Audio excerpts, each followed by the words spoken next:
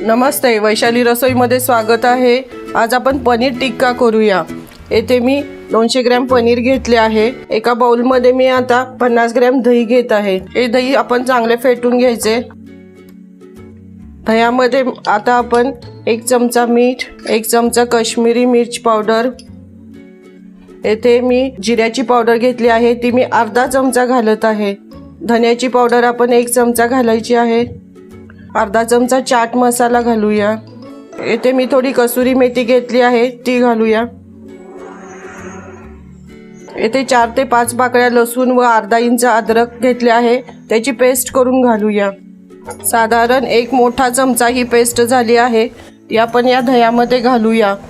या ठिकाणी मी पाव चमचा मिरी पावडर घेतली आहे, ती पण घालूया व हे मिश्रण चांगले फेटून घेऊया। 5 ते 6 मिनिट आपण हे मिश्रण चांगले फेटून घेतले आहे। त्यामध्ये मी आता 2 चमचे बेसनचे पीठ घालणार आहे।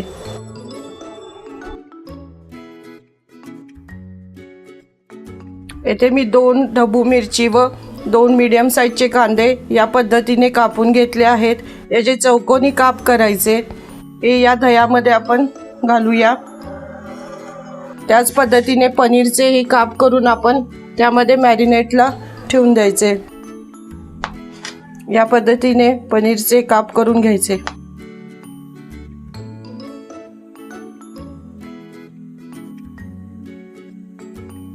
मगाशी आपण मिश्रणामध्ये हळद घालण्यास विसरलो होतो। येथे पाव चमचा हळद आपण या मिश्रणात घालायची आहे। हे मिश्रण एकदा दोनदाच एकसारखे करून घ्यायचे, नाहीतर पनीरचे परत बारीक तुकडे होतील। हे सर्व केलेले मिश्रण आपण अर्ध्या तासासाठी मॅरिनेट करण्यास ठेवणार आहे। अर्धा तास झाला आहे, पनीरचे पीसेस चांगले मॅरिनेट झाले आहेत।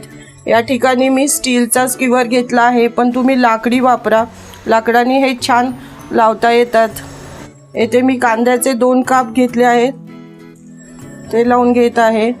त्यामध्ये 1 ढबू मिरची घालत आहे। या ठिकाणी तुम्ही लाल व पिवळी ढबू मिरची घ्या। त्यावर आता पनीरचा 1 स्लाइस लावत आहे। त्याच पद्धतीने मी आता परत 2 कांद्याचे काप लावत आहे। या पद्धतीने आपण सर्व पीसेस लावून घेतले आहेत। त्यावर मी 1 टोमॅटो लावत आहे।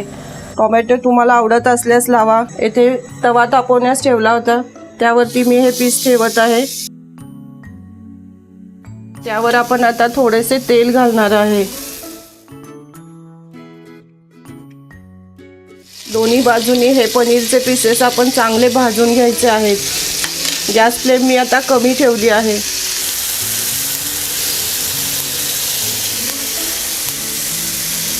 या बाजूनी आपण 2 ते 3 मिनिटे चांगले भाजून घेऊया। 3 मिनिटांनंतर आपण हे एका प्लेटमध्ये काढून घेऊया। त्यावर आपण आता थोडासा चाट मसाला घालूया। आपली पनीर टिक्का ही एकदम मस्त डिश तयार झाली आहे।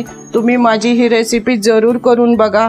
हा व्हिडिओ आवडल्यास लाईक करा, शेअर करा, सबस्क्राईब करा, बेल आयकॉन क्लिक करा। धन्यवाद।